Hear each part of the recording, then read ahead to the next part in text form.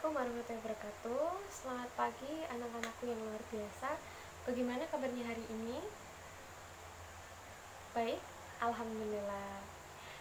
Oke, Ibu harap kalian masih tetap bersemangat pada pagi hari ini untuk belajar dan menimba ilmu sebanyak-banyaknya. Terima kasih atas ketepatan waktunya yang telah hadir dalam pembelajaran online pada pagi hari ini. Baiklah, sebelum kita mulai pelajaran pada pagi hari ini, alangkah lebih baiknya kita berdoa agar diberi kemudahan dan kita diberi kelancaran dalam menimba ilmu. Oke, marilah kita berdoa masing-masing menurut agama kita masing-masing. Berdoa mulai.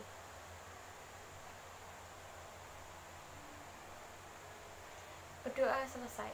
Jadi hari ini Ibu akan menyampaikan materi yang sangat menyenangkan, yaitu tentang teks narasi cerita fantasi.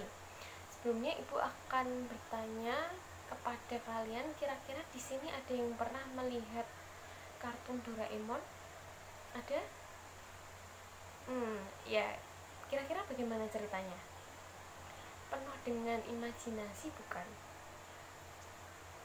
Ya, hari ini Ibu akan menjelaskan pada kalian tentang teks narasi cerita fantasi, mulai dari pengertian, struktur, ciri, dan bagaimana cara membuat teks narasi cerita fantasi.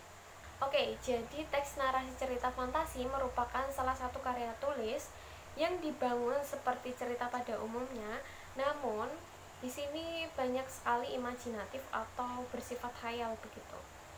Kemudian struktur teks narasi cerita fantasi ini dibagi menjadi 4 bagian. Yang pertama ada orientasi atau pembukaan, di mana pengarang memasukkan sebuah gambaran tentang tema atau penokohan dalam cerita, kemudian ada juga alur. Yang kedua ada konflik. Jadi bagian konflik ini pengarang mulai memunculkan sebuah masalah yang terjadi antara tokoh satu dengan tokoh yang lainnya gitu. Yang ketiga ada resolusi, yaitu pada bagian ini konflik mulai mereda dan mengarah menuju ke penyelesaian. Yang terakhir atau yang keempat, bagian kode.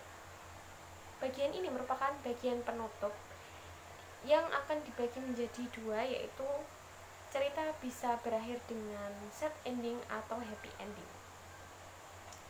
Kemudian Ibu akan menjelaskan tentang ciri-ciri teks narasi cerita fantasi. Yang pertama, cerita fantasi ini bersifat imajinatif, seperti yang digambarkan dalam tokoh Doraemon, di mana si robot berbentuk kucing ini bisa mengeluarkan barang apapun yang kita butuhkan saat kita meminta kepada si tokoh robot ini. Yang kedua, ide cerita berasal dari khayalan penulisnya.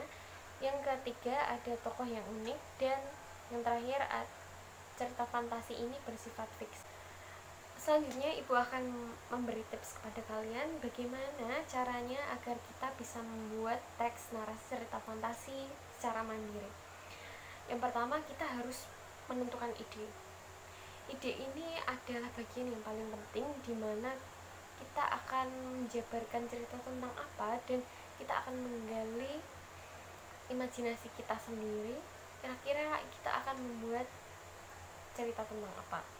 Yang kedua, kita harus mengumpulkan materi sebagai bahan riset. Yang ketiga, tentukan pola pengembangan bahan uraian. Yang keempat, susun kerangka paragraf berupa gagasan. Yang terakhir, kita bisa kembangkan kerangka menjadi sebuah kalimat yang padu agar menjadi cerita yang utuh. Bagaimana? Mudah sekali, bukan? Baiklah, minggu ini kalian bisa mencoba untuk berimajinasi dan membuat teks narasi cerita fantasi secara mandiri di rumah. Untuk pertemuan selanjutnya, kalian bisa mengumpulkan karya terbaik kalian kepada Ibu. Dan selamat mengerjakan. Untuk pertemuan pada pagi hari ini kita cukupkan sekian. Jangan lupa jaga kesehatan kalian dan tetap semangat dalam menimba ilmu. Wassalamualaikum warahmatullahi wabarakatuh.